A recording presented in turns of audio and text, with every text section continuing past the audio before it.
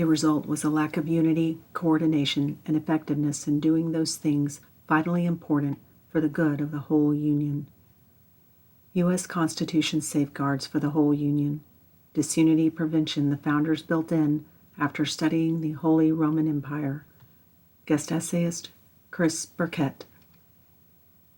In the previous essay, we saw the Federalists' critique of the Holy Roman Empire and its two principal vices.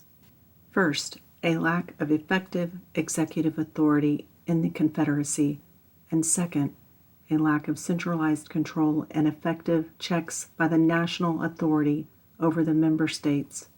Both of these defects were strongly prevalent in the American Union under the Articles of Confederation as well.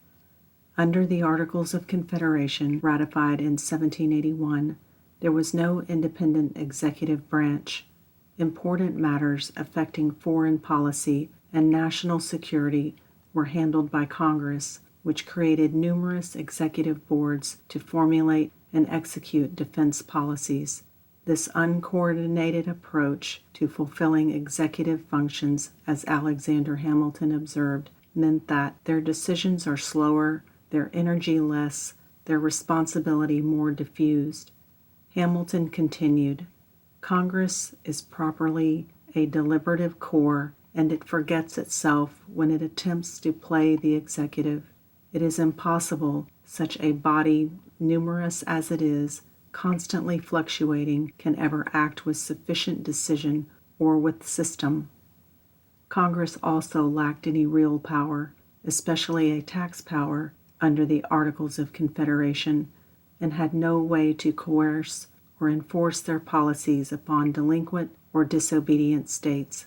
The next most palpable defect of the subsisting Confederation is the total want of a sanction to its laws. Hamilton wrote, "The United States, as now composed, have no powers to exact obedience or punish disobedience to their resolutions.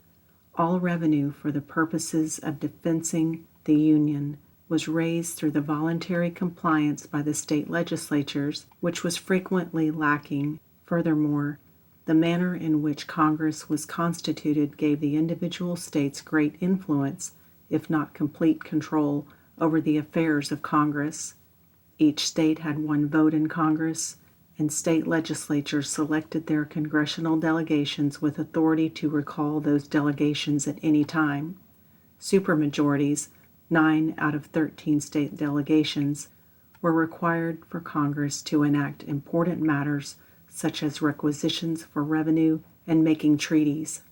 Despite specific restrictions on the states, the structure of government under the Articles of Confederation gave the individual states enormous influence and control over Congress. Congress, on the other hand, had no means by which to compel the states to comply with the Articles of Confederation.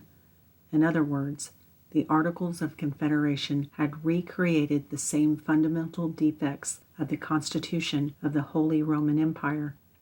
The result was a lack of unity, coordination, and effectiveness in doing those things vitally important for the good of the whole Union. Or as James Madison put it, there was a complete want of concert in matters where common interest requires it. The framers of the Constitution remedied these defects by creating an independent executive with a large degree of discretionary power, especially in the area of foreign affairs. Energy in the executive is a leading character in the definition of good government, Hamilton observed. It is essential to the protection of the community against foreign attacks. It is not less essential to the steady administration of the laws. The unitary nature of the executive, as opposed to executive boards or committees, provides the office with the energy to act on important matters with decision, activity, secrecy, and dispatch. The Constitution deems the President Commander-in-Chief of the military forces of the nation, giving the office a further degree of discretion, free from the influence of a cumbersome Congress in taking swift measures necessary for the security of the Union.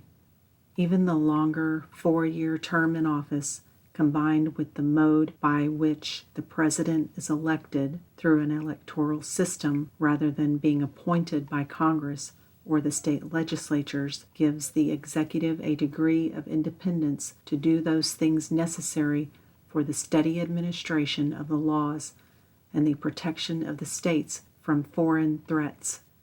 The framers of the Constitution also found remedies to prevent the inordinate pride of state importance from hindering the national government's efforts to promote the good of the whole Union.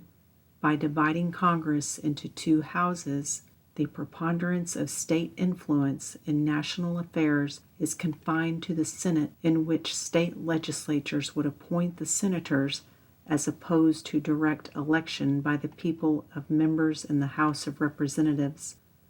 Rather than each state having one vote in the Senate, the two senators do not need to agree or vote in the same way on any particular law or policy.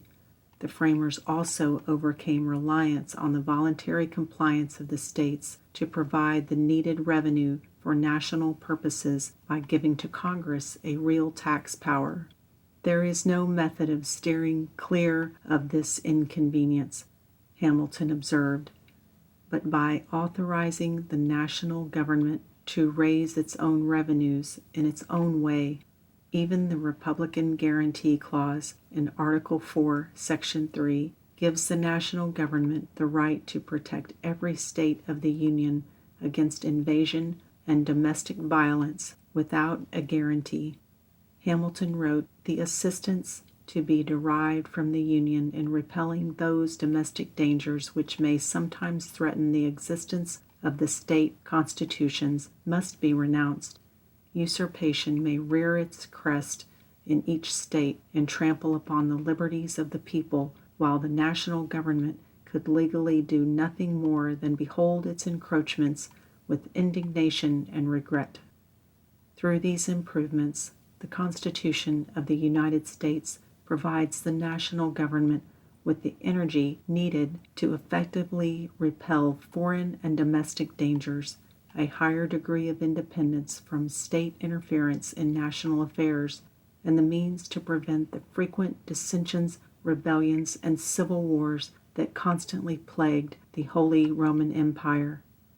Christopher C. Burkett is Associate Professor of History and Political Science and Director of the Ashbrook Scholar Program at Ashland University.